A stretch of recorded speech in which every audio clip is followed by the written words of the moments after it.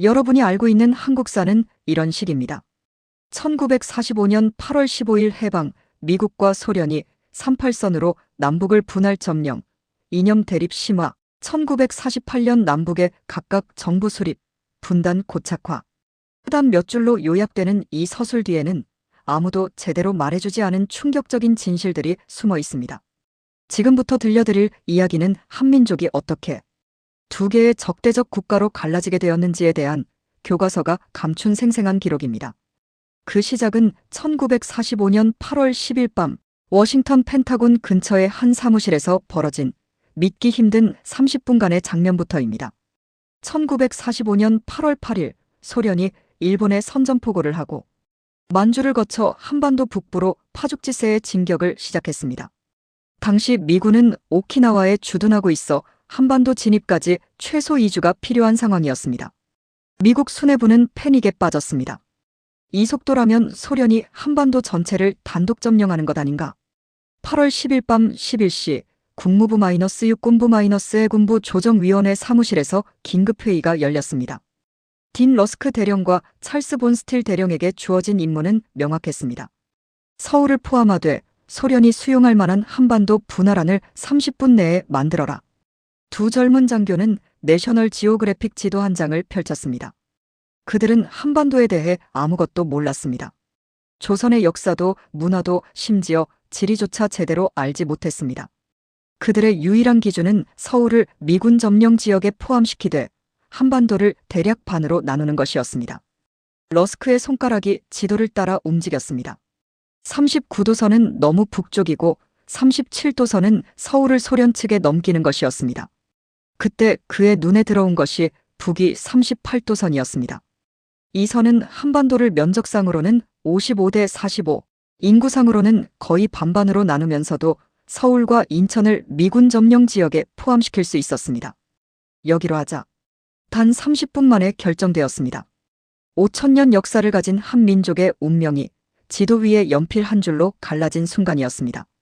이 제안은 트루먼의 승인을 받아 스탈린에게 타전되었고 놀랍게도 스탈린은 하루 만에 이를 수용했습니다.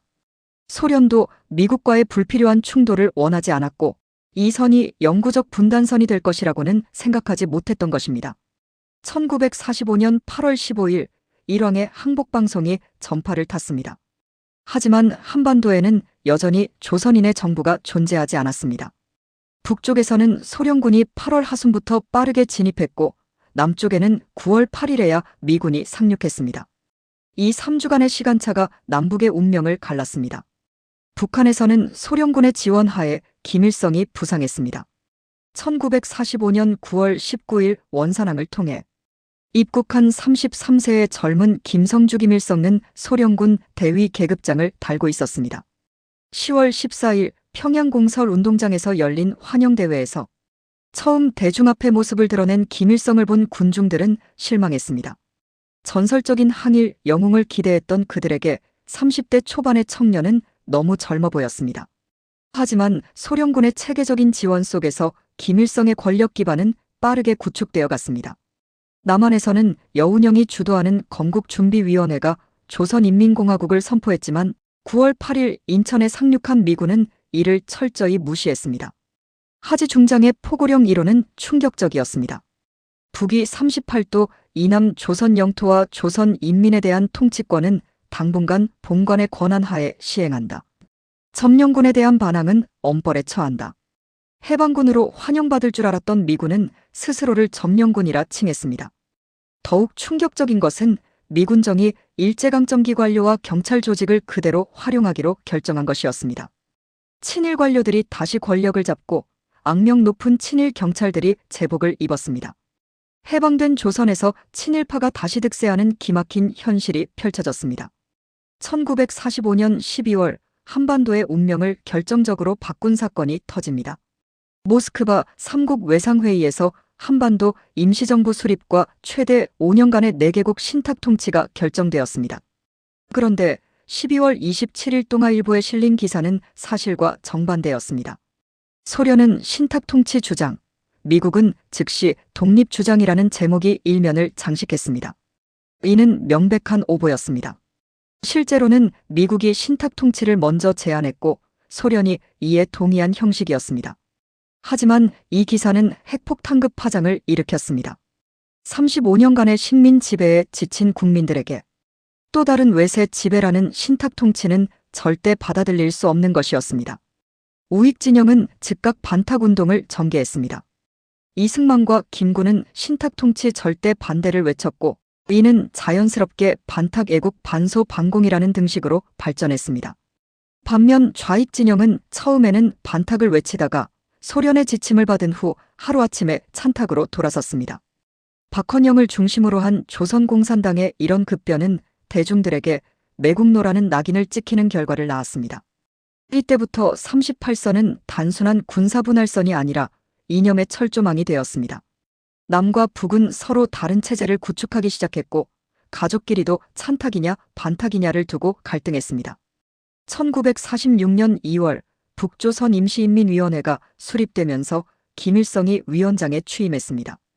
이는 사실상 북한 정권의 출범을 의미했습니다. 북한은 즉시 급진적 개혁에 착수했습니다. 3월에는 무상몰수, 무상분배의 토지개혁을 단행했습니다. 5정보 이상의 토지를 가진 지주, 친일파, 종교단체의 땅을 몰수하여 농민들에게 무상으로 분배했습니다. 이 조치는 북한 농민들에게 폭발적 지지를 받았지만 지주들과 우익 인사들은 재산을 잃고 38선을 넘어 남한으로 피난했습니다. 8월에는 주요 산업시설이 국유화되었습니다. 북한은 빠른 속도로 사회주의 체제를 구축해 나갔고 동시에 38선 경비를 강화했습니다. 남한에서는 미군정 하에서 혼란이 지속되었습니다. 1946년 가을 대구 10월 항쟁, 1947년 여운형 암살 등 정치적 혼란이 계속되었고 좌우 대립은 물리적 충돌로 번졌습니다. 38선은 이제 피난민들의 행렬과 총성이 오가는 살벌한 경계선이 되었습니다. 1946년과 1947년 두 차례에 걸쳐 미소공동위원회가 열렸습니다. 통일 임시정부 수립을 논의하기 위한 회담이었지만 핵심 쟁점에서 막혔습니다. 소련은 반탁 세력은 임시정부 구성에서 배제해야 한다고 주장했고 미국은 모든 민주적 정당과 협의해야 한다고 맞섰습니다. 실제로는 양측 모두 자신들에게 유리한 정부를 원했습니다. 소련은 우익이 참여하면 불리한 정부가 될까봐 걱정했고 미국은 우익을 배제하면 한반도가 공산화될까봐 두려워했습니다. 결국 미소공동위원회는 아무 성과 없이 결렬되었고 통일정부 수립의 마지막 국제적 기회는 사라졌습니다. 1947년 미국이 한반도 문제를 유엔에 넘기고 유엔이 가능한 지역에서만 총선거를 실시하라고 결의하자 이는 사실상 남한 단독정부 수립을 의미했습니다. 이승만은 남한만이라도 먼저 정부를 세우자며 단독정부론을 주장했지만 김구는 달랐습니다. 나는 통일된 조국을 건설하려다 38선을 베고 쓰러질지언정 일신의 구차한 안위를 위하여 단독정부를 세우는 데는 협력하지 않겠다. 1948년 4월 김구와 김규식은 마지막 희망을 품고 38선을 넘어 평양으로 향했습니다. 남북 정치 지도자들이 만나 통일정부 수립을 논의하는 역사적 순간이었습니다. 평양에서의 회담은 겉으로는 화기애애했습니다.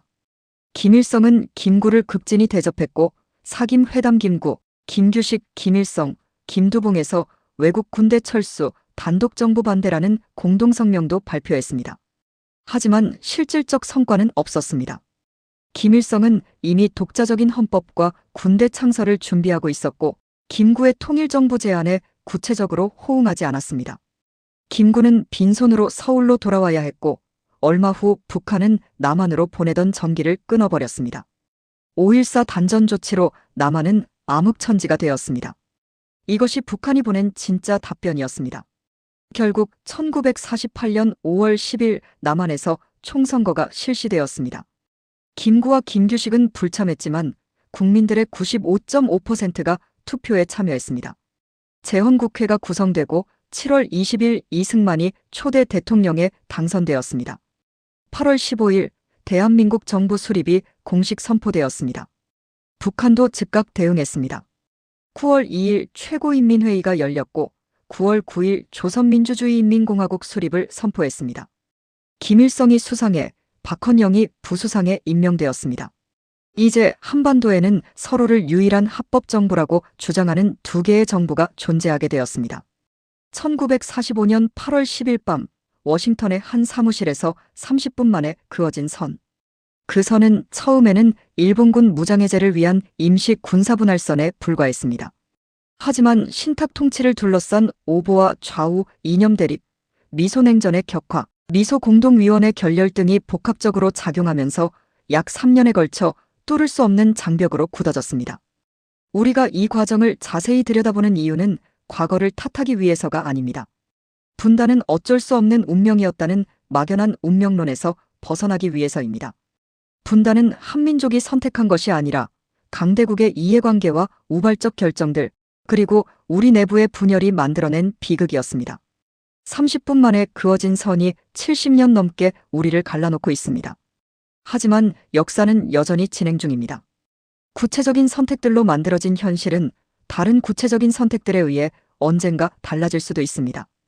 그 가능성을 위해서라도 우리는 이 아픈 역사를 정확히 기억해야 할 것입니다.